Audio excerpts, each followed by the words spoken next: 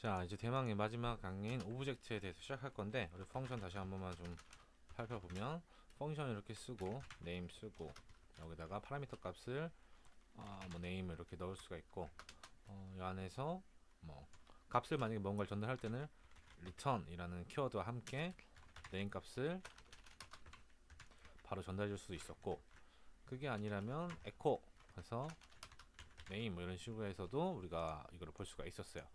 여러분들이 헷갈리실까봐 제가 이제 말씀을 드리는데, name하고 요 안에는 우리가 만약 변수를 넣는다고 했을 때 꼭 변수명을 name 이렇게 해야 되는 건 당연히 아니겠죠. 그래서 뭐 이렇게 넣어도 상관없겠죠. 유저 뭐 아무거나 우리가 사용할 수 있는 변수 아무거나 넣어서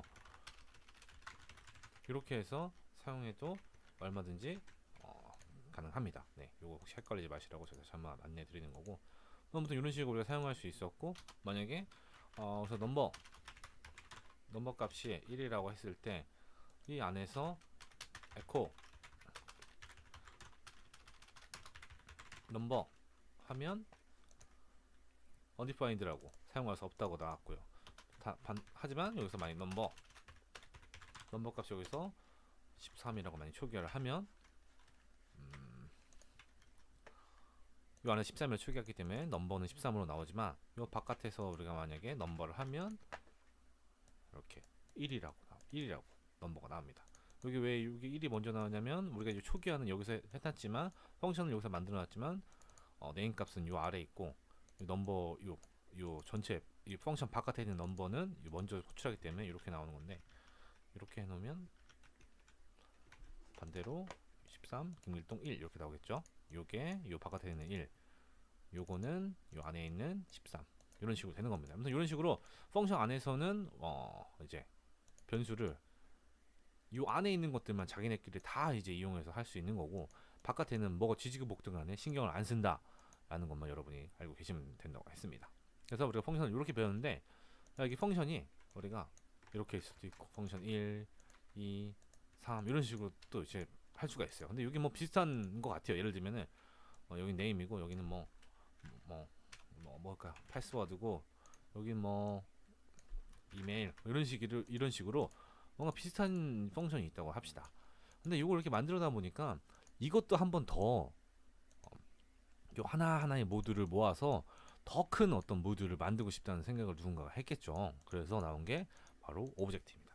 오브젝트는 한국어로는 객체라고 하는데, 요거를 만드는 방법은 간단합니다.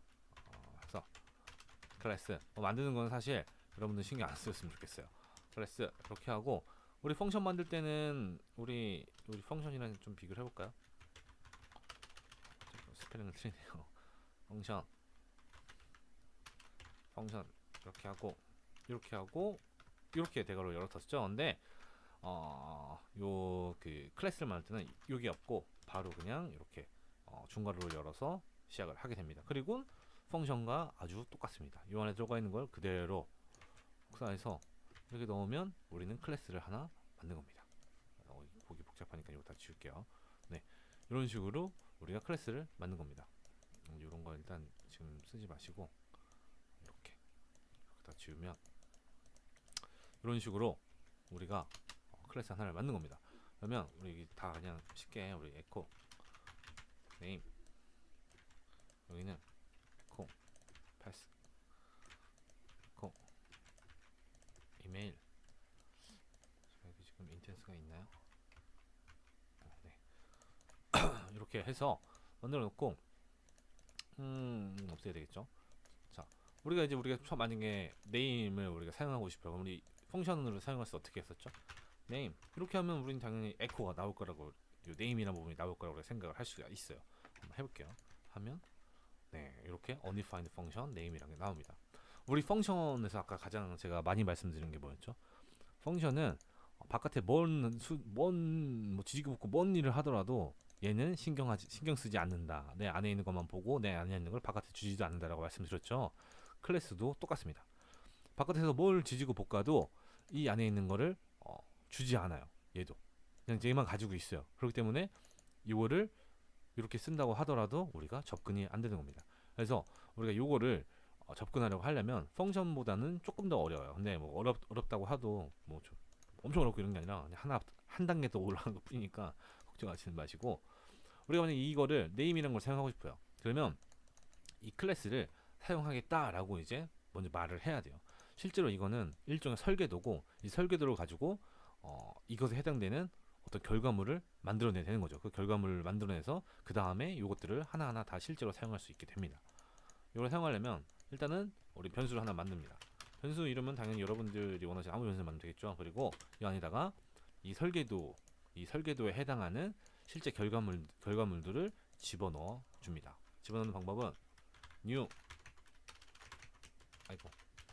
한 칸 띄고, 이 클래스 이 이름 있죠? 지금 제가 my class라고 적어놨는데 my class 하고, 우리가 펑션 쓸 때랑 똑같이 이렇게 해서 세미콜론 닫아놓으면 우리가 사용할 준비가 끝났고, 요거 실제로 사용할 때는 이 my class에 요 안에 있는 것들을 여기 안에 지금 다 집어넣어 놨어요. 요 키워드 자체가 요거를 다 요 안에 집어넣어라 라는 거라고 생각을 하시면 됩니다. 요 키워드를 요 안에 이제 얘네들이 다 들어가 있으니까 얘한테서 접근을 해서 요거를 이런 식으로 사용해 주시면 네임이란 걸 쓸 수가 있습니다.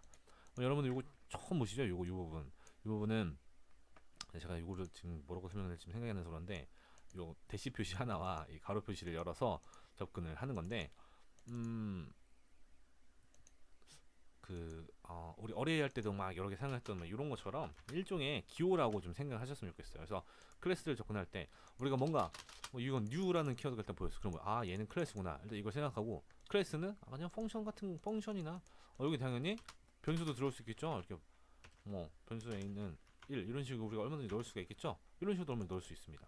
그래서 요거를 접근할 땐 어떻게 되겠어요? 이 안에다가 요 바라는 변수가 있으니까 이렇게 해서 이렇게 하면은 당연히 접근이 되겠죠. 근데 접근이 원래는 돼요. 근데 되는데 이게 조금 여기서는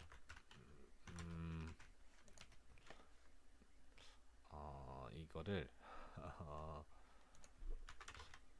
여러분들 일단 퍼블릭에 나는 신경 쓰지 마시고, 이게 뭐냐면 이 클래스 같은 경우는 뭐 퍼블릭도 있고 프리베이트도 있고 이런 게 있어요. 그래서 요 바깥에서도 이걸 쓸 수 있게 할래 말래 이런 걸 정하는 게 이런 건데, 요 이런 기호 자체는 뭐 지금 당장 신경 쓰지 마시고, 어쨌든 이런 변수들을 이렇게 다 집어넣을 수 있고, 이렇게 이런 게 있으면 얼마든지 변수도 이렇게 바깥에서 사용할 수 있다. 근데 우리 여기서 이렇게 보통 이렇게 써야 될 거라고 생각을 하지만, 이렇게 쓰는 게 아니라 이렇게 달러 표시는 없애고 변수는 이렇게 쓰고, 함수는 이렇게 해서 뭐 함수가 이런 바라는 함수가 있다면 이렇게 해서 접근을 사용한다 라고 일단 이해하시면 될 것 같습니다. 그러면 이 클래스는 끝입니다.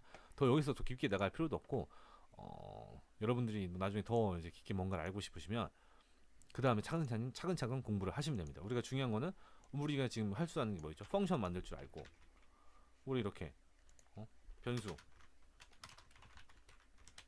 만들 줄 알죠? 요거를 이렇게 만들 줄 아는 여러 개 만들어 놓고, 그냥 그거를 이런 클래스라는 어떤 그냥 하나의 명칭 안에 묶어 놓은 게 답니다. 그냥 그 끝이에요.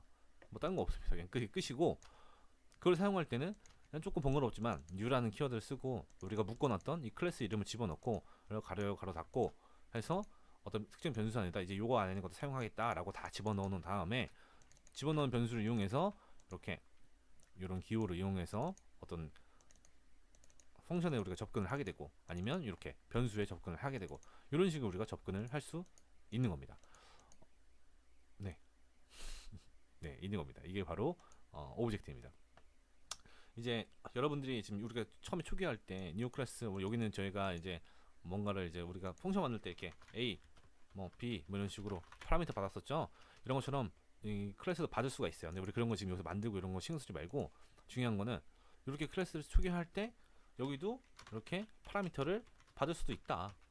이 정도만 알고 계시면 돼요. 받을 수 있다. 받은 건 어디서 쓰겠어? 뭐 얘네가 다 쓰겠죠. 이렇게 이 펑션 A가 쓰고, 네임 펑션도 쓸 수 있고, 뭐 패스 펑션을 쓰고, 이메일 펑션을 쓰고, 얘네가 다 쓰겠죠.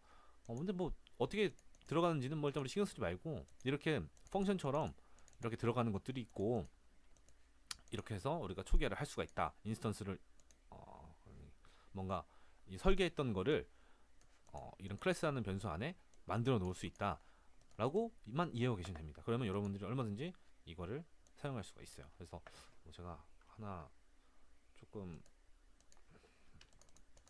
보면